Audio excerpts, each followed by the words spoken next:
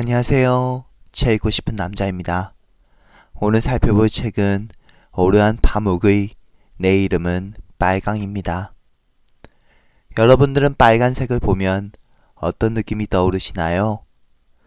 빨강은 참 다면적인 색입니다.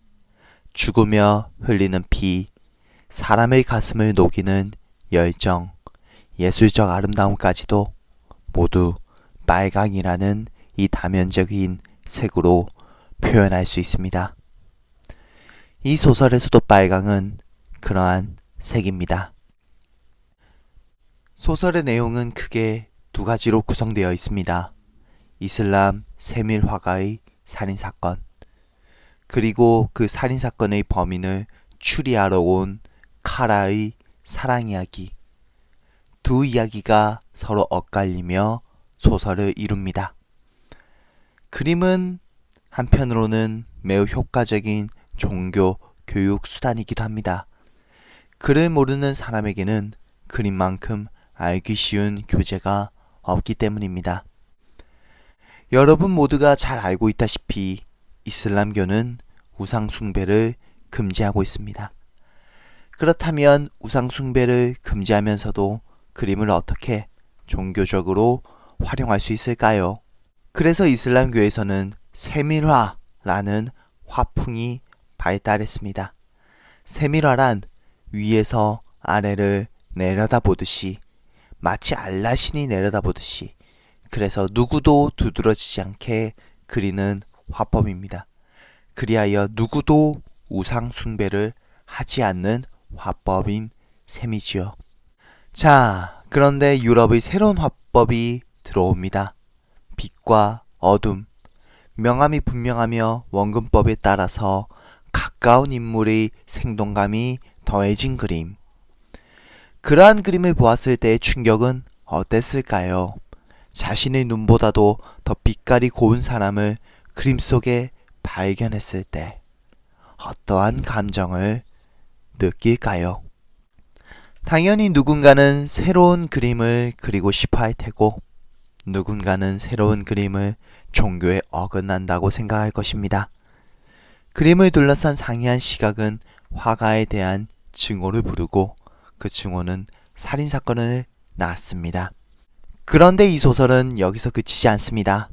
주인공 카라의 이름은 검은색입니다. 카라의 이모 부이며 스승인 애니시테는 카라에게 범인을 찾아달라고 하지만, 카라는 그 애니시테의 딸 사촌동생 시큐레를 잊지 못합니다. 하지만 시큐레는 이미 결혼한 몸. 그 시큐레 곁에는 시동생 하산이 있습니다. 아니, 하산만이 있는 것이 아닙니다. 아버지 애니시테도 사실은 아름다운 시큐레가 곁을 떠나기를 원하지 않습니다. 사랑은 아름답기도 하지만 칠흑같이 어둡기도 합니다. 그리고 그 사랑의 어둠 만큼 살인과 예술의 어둠도 깊습니다. 애니시테는 원근법이 적용된 유럽식 미술 양식에 매혹되어 술탄을 설득하려고 합니다. 하지만 술탄도 누구도 애니시테의 주장을 그대로 받아들이지 못합니다. 세밀화에서는 누구나 위에서 아래로 내려다 보이는 대상에 불과합니다.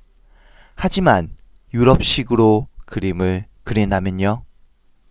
그림의 시점에 따라서 누구는 가깝고 크게, 누구는 멀고 작게, 그 비중은 달라질 수 있습니다. 어떤 것도 절대적일 수 없습니다. 소설은 여기서도 만족하지 않습니다. 누구도 소설의 화자로서 독단적으로 목소리를 낼 수 없습니다. 소설은 시체에서 나무까지 끊임없이 그 목소리의 주인공을 옮겨갑니다. 마치 위에서 아래로 내려다보는 그림의 절대적 시점이란 존재하지 않듯이 문학의 화자도 절대적으로 존재할 수 없다는 듯이, 어쩌면 카라는 이 모든 어둠을 간직한 이름일지도 모릅니다. 하지만 이 책의 이름은, 내 이름은 어둠이 아니라 내 이름은 빨강입니다. 그렇다면 그 빨강은 무엇을 말할까요? 아니, 무엇을 말하려고 할까요? 나는 빨강이어서 행복하다. 나는 뜨겁고 강하다. 나는 눈에 띈다. 그리고 당신들은 나를 거부하지 못한다. 내가 칠해진 곳에서는 눈이 반짝이고 열정이 타오르고 새들이 날아오르고 심장박동이 빨라진다. 나를 보라. 산다는 것은 얼마나 아름다운가. 나를 보시라. 본다는 것은 또 얼마나 아름다운가. 산다는 것은 곧 보는 것이다. 나는 사방에 있다. 삶은 내게서 시작되고 모든 것은 내게로 돌아온다. 나를 믿어라. 나를 보지 않은 사람은 나를 부인하겠지만 나는 어디에나 존재한다. 빨강. 그 색은 피처럼, 열정처럼, 새들처럼 우리의 삶을 두근거리게 하며 사방에서 우리를 살아있게 합니다. 이 빨강은 예술적 정열, 세상을 아름답게 그리려는 근본적인 욕망입니다. 그리고 이 욕망은 비록 화가들이 살해당할지라도 지워질 수 없습니다. 한번 새로운 화풍을 본 화가는 과거의 화풍을 고집할 수 없습니다. 강물이 거슬러 올라가지 않듯이, 걸어온 발자국이 지워지지 않듯이 무엇도 돌아가지 못합니다. 하지만 살인범은 모든 화풍이, 모든 그림이 멈춰있기를 바랍니다. 소설의 마지막에서 살인범은 말합니다. 두 사람을 죽였기 때문이 아니라 이런 나의 그림이 그려졌기 때문에 내 자신을 악마처럼 느낀다네. 이 그림을 그리려고 그 두 사람을 죽였다고 생각하니까. 사실 내가 화원의 모든 것이 예전처럼 지속되기 원했기 때문에 그 두 사람을 죽였다는 걸 자네들도 알 거야. 물론 신께서도 아실 테고. 자네들은 평생 자신의 화풍을 갖기 위해 유럽인들을 모방할 거야. 유럽인들을 모방한 결과로 끝내 자신의 화풍도 가질 수 없을 거야. 오스만 투르크의 화가들은 자신의 이름을 그림에 남길 수 없었습니다. 왜냐하면 화가란 자신만의 그림을 독창적으로 그리는 예술가가 아니라 신과 종교를 위한 그림을 그리는 도구에 불과했기 때문입니다. 하지만 유럽의 화가들은 자신의 이름으로 자신만의 그림을 그립니다. 그것이 너무나 살인범을 힘들게 합니다. 그 유럽을 모방하려는 애니시테와 그 무리조차도. 살인범은 죽고 카라는 미인 세큐레 곁으로 돌아옵니다. 그리고 오스만 투르크는 유럽의 시계조차도 신에게 반역한 악마의 물건으로 보며 버립니다.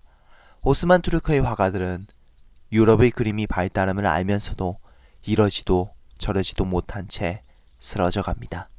이전의 그림이 되어서 이후의 그림을 남기지 못한 채.